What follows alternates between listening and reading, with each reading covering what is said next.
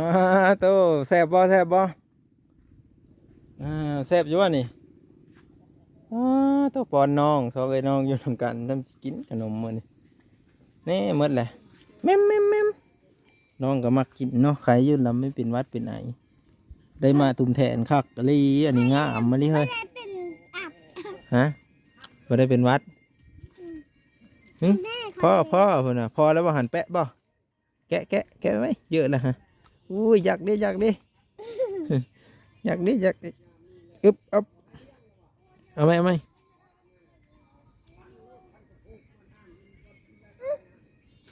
หมดเลยผมเบิ้งแม่เจ้าพรบวากมาแล้วเพ่งเบิ้งในแม่จ้ะนะเบิ้งนะฮะเพ่งเบิ้งในผมพรมาแล้วเม็ดบานี่โอ้ถึงคันพรมาเลยเนาะมอนลงแน่เห็นว่าก็ได้เนาะย่างเลอะอยู่โอ้เรามักโม่นี่ทุกคนเอาเฮ็ดสลอยเฮ็ดโอ้ยเอวอ่อนขนาดเฮ็ดโอ้ยจับโทรศัพท์เบิ้งหนึ่งพรเบิ้งหนึ่งมันเพ่งเห็นอยู่บ่ฮะอย่าว่าได้เจ้ากระสีมักโม่นำกันนี่ไอ้มีการมาหาได้กันแบบนั้นตำเบ็ดพังเลยเอาเฮ็ดนั่นบ่เอาเฮ็ดโอ้ยเนาะดีใจมันสลอยเพิ่นโม่นนี่ลิโม่นนำเพลงอันนั้นเนาะยังแล้วเพิ่นอันดาวเพิ่นแล้วนี่นะซื้อเพิ่นน่ะมาบังลืมเลยเพิ่นน้องนะฮะป้อนน้องไว้ป้อนน้องนี่ห้วยคือตกป้องแม่นเลยทิมบ่เก็บเด้อเอาห้วยบุญเพ่งเบิ่งนี่เดี๋ยวนี้มันเป็นตัวที่มันจังฮะห้วย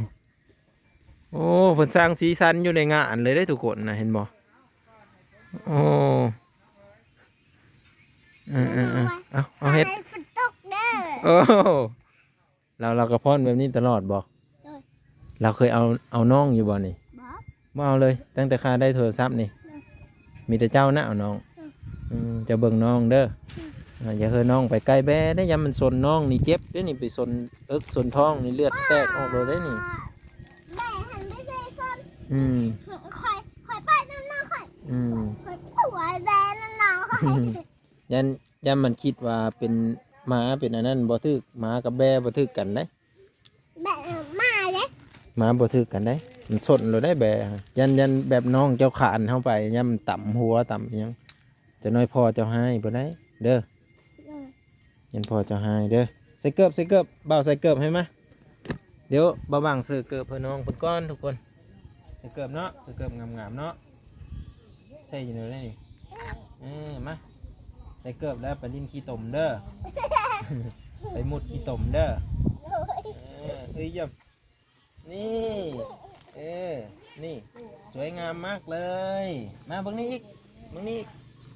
มาเบิ่งนี่ใส่ซุปเข้าไปบ่ดูฮะบ่ดูจะบ่ดู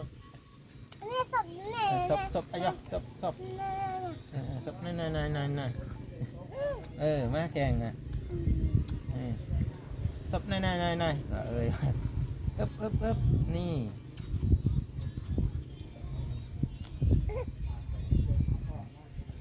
ครับบ่ขอบใจดูขอบใจเด้อจะสั้นเลยเอาให้น้องนั่นแหละป้อนน้องนั่น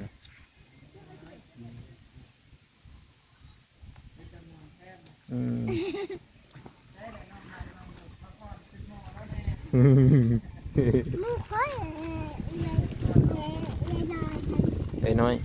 ก็ได้ไอ้น้อยเอาง่ายเพื่อคือมาโม่นแท้เอาเลยมิเมนจัดอันคอลลาเจนเท่าเลยไม่จักนี่เปิดเพลงธรรมดาเนี่ยความม่วนบ่ได้ปานีไพ่กกเสาได้น่ะโอ้ห่วยพอนงเอ้ยเบิ้งกันได้จะเราล้มเด้อเดี๋ยวเราซักลงกันมาได้เด้อโอ้ใครยุ่งแบบว่าได้ยินเพลงก็สามารถพอนได้นะทุกคน บ่ต้องบ่ต้องกินเหล้ากินเบียร์เนาะบุญเพ็งเนาะถือว่าแม่เจ้ามักม่วนเนาะเออ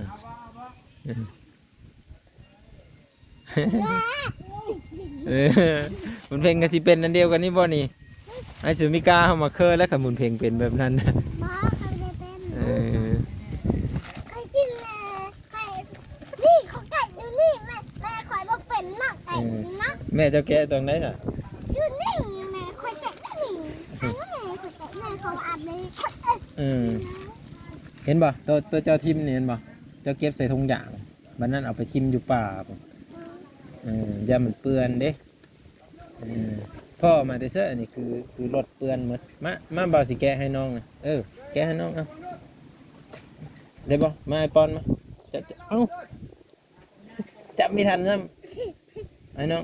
แกะอาบ เอ็มอิ่มแล้วบ่เอาแต่ของเปล่านี่เอาเฮออันหนึงรถมีต้องแกะเอาเฮอเพิ่นที่ซื้อนี่มัมแล้วบ่นี่โอ้เพิ่นไถนาซอยสร้างเนาะเพิ่นหว่านกาทุกคนเนาะเพิ่นหว่านกาเฮ้ยมันกำลังไถแต่ว่าน้ำมันบ่ค่อยมีดอก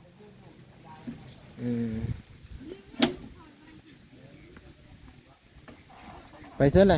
เอ้าเสื้อพ่อเจ้านี่คุณเราสิไปเสื้อเด้นะเราสิไปใส่เด้บัดมันเพ่งบ่ไปน้ำพ่อบ่ฮะ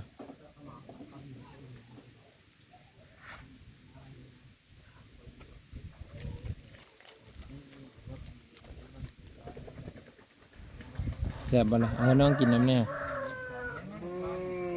เอาให้อันหนึงเลยนี่บ่แม่นมันทิ่มเลยบ่จักผู้บุญเพ่งเก็บมาน้องนี่เก็บมาน้องนี่อยู่ลุ่มมา เอาลูกยิงได้ไข่ อันนี้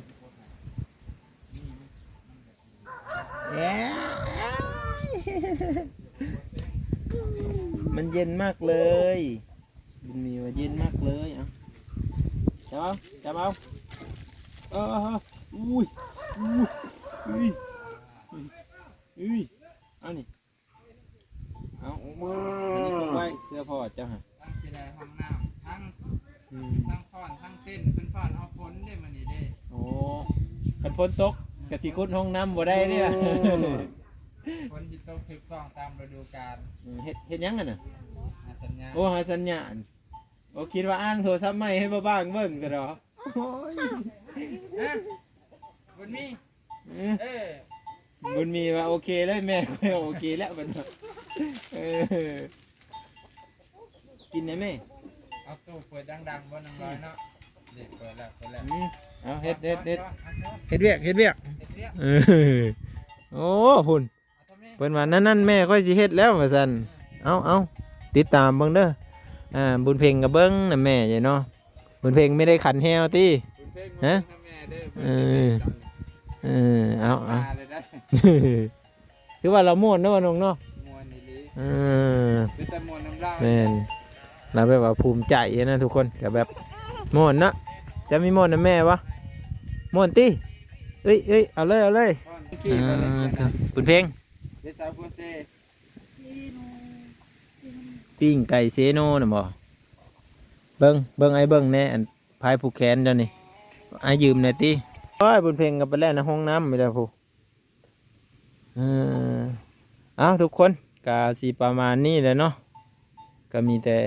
ติดตามเบิ่งตอนต่อไปเนาะก็คืออันบอกเพิ่นแล้วเนาะบอกอ้ายเพิ่นแล้วว่าปูน10 ซอบเนาะปูนเขียว5ปูนแดง5เด้อพี่ๆเด้อก็คือนั่นเรียบร้อยละบอกเพิ่นน่ะก็มีแต่รอติดตามเบิ่งตอนที่เพิ่นเฮ็ดเพิ่นอันนั้นแหละเนาะเพิ่นว่าสิขุดคุ้มมื้อนี้เนาะแต่ว่าเบิ่งก่อนว่าเฮาสิได้อยู่นำเพิ่นบ่หรือว่าจังไดไปเอาจกบ่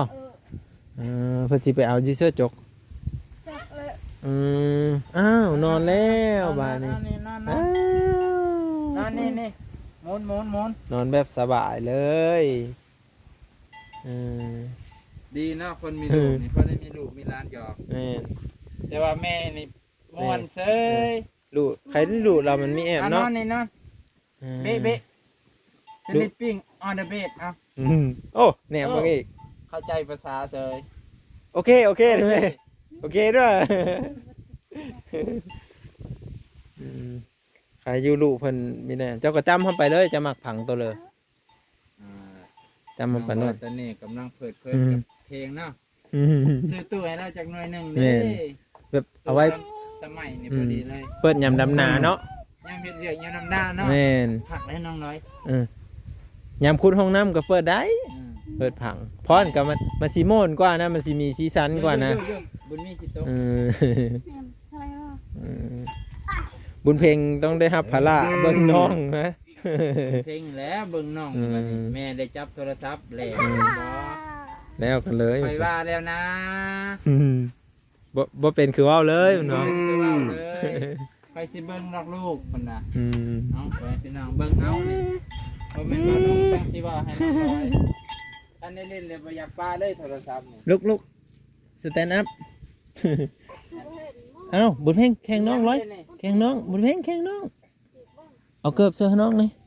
บอกเลขไอ้บ่บุญเพลง เสื้ออะไรเบิ้งไอ้เบิ้งแน่เลขไงพอไอ้สิถือนั่นแน่ป้าผู้เหลือซื้ออันนี้คือหมดตั้งว่า40,000บ่